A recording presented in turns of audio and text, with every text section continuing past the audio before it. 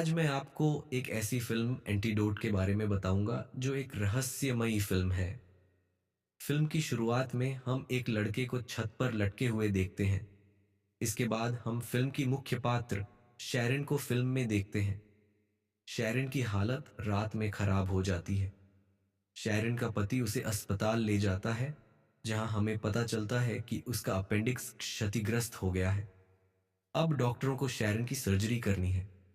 Operation के समय Sharon बेहोश हो जाती है। जब वह उठती है तो खुद को एक अजीब कमरे में पाती है। उसके हाथ बिस्तर से बंधे हुए थे।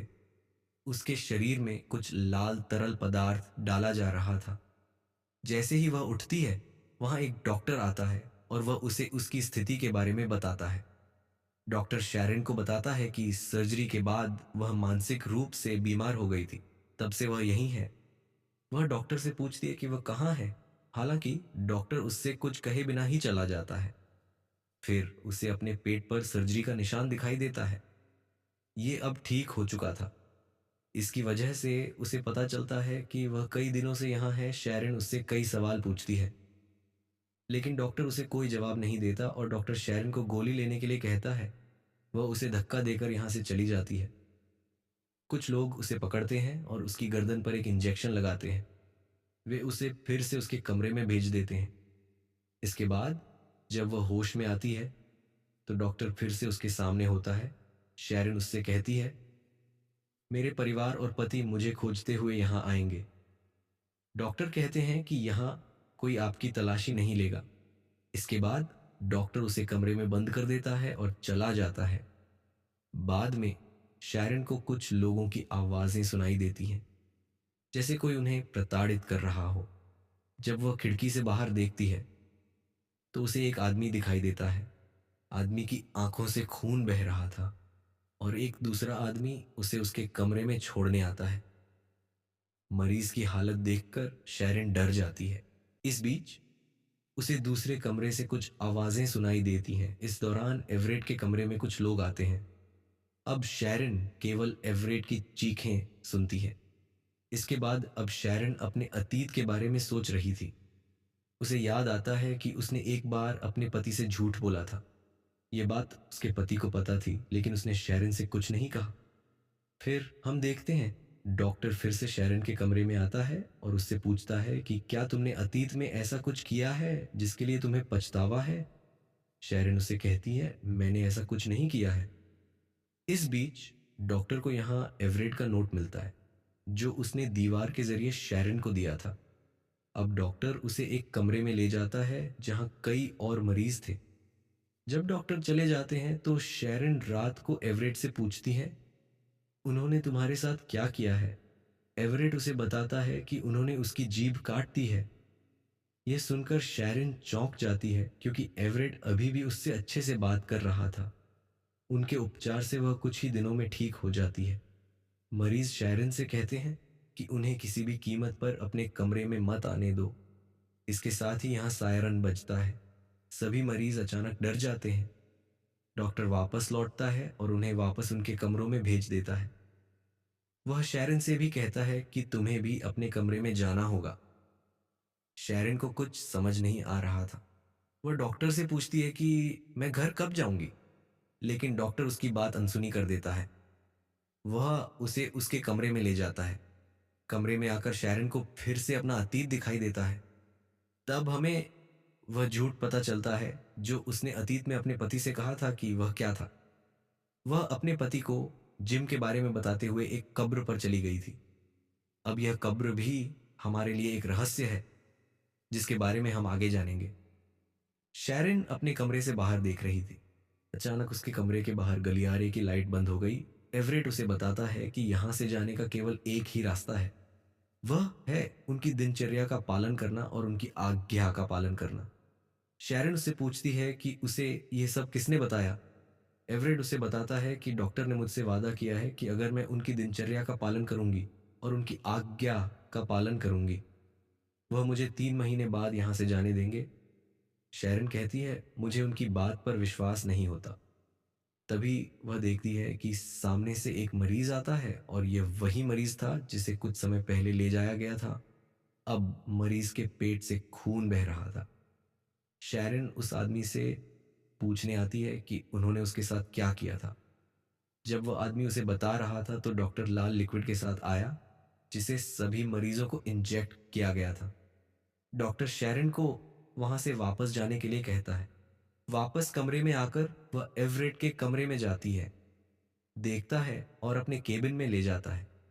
यहाँ डॉक्टर उसे उस आदमी की फोटो दिखाता है जिसे हमने फिल्म की शुरुआत में फांसी पर लटके हुए देखा था। डॉक्टर उससे पूछता है कि क्या आप जानते हैं कि यह आदमी कौन है। शेरिन सोचती है और वह कहती है कि अगर मैं आपको उसके बारे में कुछ बताऊं तो क्या आप मुझे एक बार घर पर फोन करने देंगे।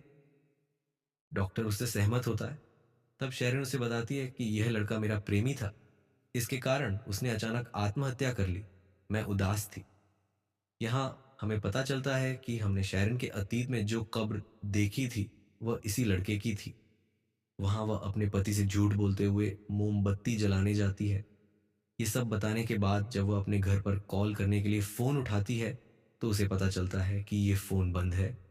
उसे पता चलता है कि डॉक्टर ने उसे धोखा दिया है। यहाँ उन्होंने शारिन का पैर बेरहमी से काट दिया। इसी बीच डॉक्टर वहां आता है और उसके पैर का इलाज शुरू करता है। जल्द ही उसका पैर ठीक हो गया। शारिन के लिए ये सब अविश्वसनीय था। उसका पैर पहले जैसा ही हो गया था। वह अपने पैर को नियंत्रित भी कर सकती है। डॉक्टर उसे लाल तरल के बारे में बताता है और कहता है कि इस लाल तरल के माध्यम से कोई भी चोट जल्द ही ठीक हो सकती है। यहाँ शारिन डॉक्टर से पूछती है कि आप ऐसा क्यों कर रहे हैं। डॉक्टर कहता है कि हम ऐसा केवल आप जैसे लोगों के साथ ही करते हैं। इसके बाद हम शारिन को एवरेट के कमरे में देखते हैं और वह उससे कह रही थी कि मैंने कुछ समय पहले अपने प्रेमी को यहाँ देखा था। वह 10 साल पहले मर गया था। एवरेट गुस्से में डॉक्टर के पास जाता है और कहता है कि आपने कहा था कि अगर मैं आपकी दिनचर्या का पालन करता हूं तो 3 महीने बाद मैं यहां से चला जाऊंगा। लेकिन यहां मैंने एक आदमी को देखा है जो 10 साल से यहां से है। डॉक्टर उससे कहता है कि ये मेरे हाथ में नहीं है, वहां केवल एक पियानो था। फिर वह वहां से चली जाती है। वह देखती है कि इस सुविधा केंद्र से एक आदमी वहां से जा रहा था। उसका पीछा करते हुए वह आखिरकार निकास द्वार पर पहुंच जाती है। जैसे ही वह निकास द्वार खोलती है वहां एक दीवार थी। इसका मतलब है कि वहां से बाहर जाने का कोई रास्ता नहीं था। वह यहां से फिर अपने प्रेमी के कमरे में जाती है। उसे वह रस्सी मिलती है जिससे उसके पुरुष मित्र ने पियानो पर आत्महत्या की थी। इस बीच उसका प्रेमी अचानक वहां आ जाता है। उसे देखकर वह डर जाती है और डॉक्टर भी वहां आ जाता है। जब वह फिर से डॉक्टर के साथ कमरे में जाती है तो कमरे में कुछ भी नहीं था, यहाँ तक कि एक पियानो भी नहीं था। जब डॉक्टर उसे उसके कमरे में छोड़ने जा रहा होता है तो वह चालाकी से उसकी जेब से चाबियां चुरा लेती है। वह एक और मरीज को उसके कार्यालय में ले जाती है। वहां बहुत खोजने के बाद उन्हें इस सुविधा केंद्र का एक नक्शा मिलता है। तब तक डॉक्टर को भी पता चल जाता है कि शैरन ने चाबियां चुरा ली हैं। वे एक सुविधा केंद्र में प्रवेश करते हैं और सुविधा कर्मचारियों की वर्दी पहनते हैं। वहां से जाते समय सुविधा केंद्र से एक आदमी उन पर शक करता है। शैरन को बचाने के लिए दूसरी महिला उसकी गर्दन काट देती है। शैरन तुरंत वहां से भाग जाती है। वो एक जगह छिप जाती है जहां एक मरीज आता है और उसे मारने वाला होता है। वहां एक लड़का आता है और वो भी सुविधा का मरीज था। वो उसे एक कमरे के अंदर ले जाता है क्योंकि सुविधा कर्मचारी उन्हें बाहर खोज रहे थे। लड़का शैरन के साथ बदतमीजी करना शुरू कर देता है। शैरन ये बर्दाश्त नहीं कर पाती। जब सुविधा कर्मचारी वहां से चले जाते हैं तो वो लड़के को मार देती है और वहां से चली जाती है। ये सब होने के बाद हम देखते हैं कि शैरन आखिरकार उस सुविधा से बाहर आ जाती है।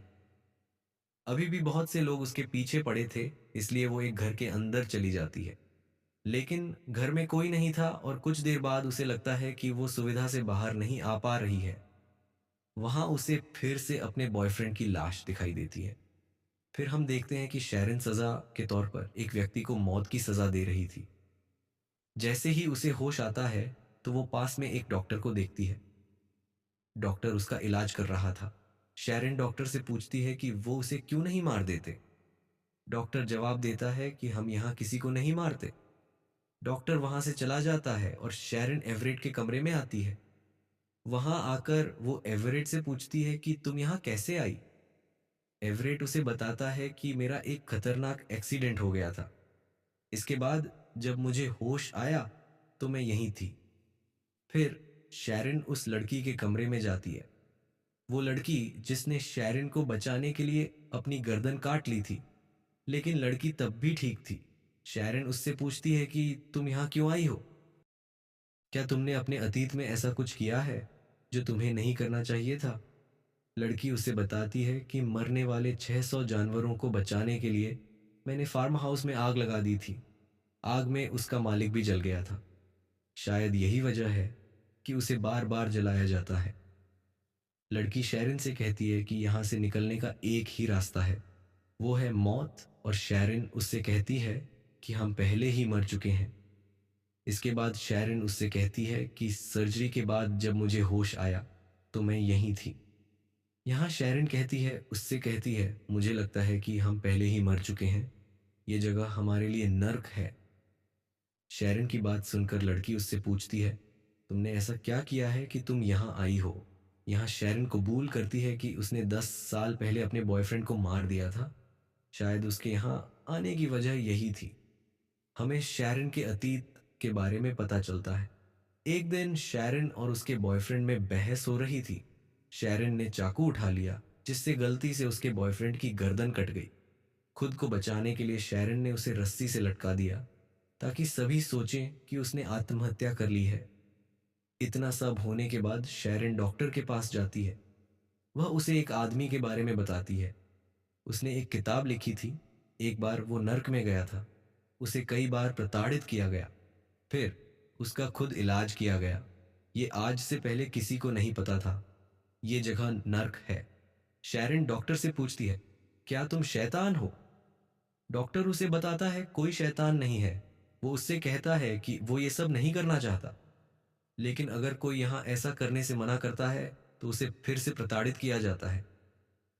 ये यहाँ का रिवाज है। डॉक्टर उससे कहता है, मैं भी काफी समय से यहाँ हूँ। इसी बीच शेरन का बॉयफ्रेंड वहां आ जाता है और वो उसे खींचकर उस कमरे में ले जाता है जहां उसे हमेशा पियानो और रस्सी नजर आती है। शेरन का मानना है कि ये जगह नर्क है, उनके पछतावे की जगह। वो यहाँ तब आए जब वो पहले ही मर चुके थे। यहाँ आने के बाद कोई नहीं मरेगा। उसका बॉयफ्रेंड उसे फांसी पर लटकाने लगता है। वो अपने बॉयफ्रेंड से कहती है कि मुझे मार दे, लेकिन इससे पहले कि वो मेरी बात सुने, मैं तुमसे बहुत प्यार करती हूँ। मैंने अपनी जिंदगी में इतना किसी से प्यार नहीं किया। आज तक मैं तुम्हारी कब्र पर मोमबत्तियां जलाती हूँ। फिर वो अपने बॉयफ्रेंड से माफी मांगती है। वो उससे कहती है कि वो उसे भी फांसी पर लटका दे, जैसे उसने उसे फांसी पर लटकाया था। अब उसके बॉयफ्रेंड का दिल बदल जाता है और वो उसे नहीं मारता। वो उसे एग्जिट की तरफ ले जाता है। लड़के को ऐसा करते देख डॉक्टर उसे ऐसा करने से मना जैसे ही उसका प्रेमी पुल पर कदम रखता है। पुल टूट जाता है, लेकिन शेरन प्रवेश द्वार के पास पहुंच चुकी होती है, इसलिए वह प्रवेश द्वार को पकड़ लेती है। जब वह पीछे देखती है तो देखती है कि लोग उसके प्रेमी को वहां से ले जा रहे थे। वह रोशनी देखते हुए आगे बढ़ती है। अगले दृश्य में हम देखते हैं कि शेरन अपनी आंखें खोलती है।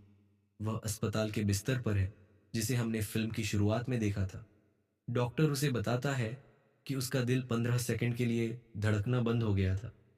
इसका मतलब है कि वह मर गई और फिर से जिंदा हो गई। उसे एक नई जिंदगी मिली।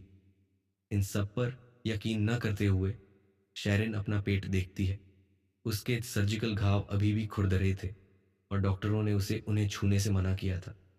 इसके बाद जब वह घर पहुंचती है तो वह उन सभी लोगों के बारे में शोध करती है जिनसे वह नर्क में मिली थी।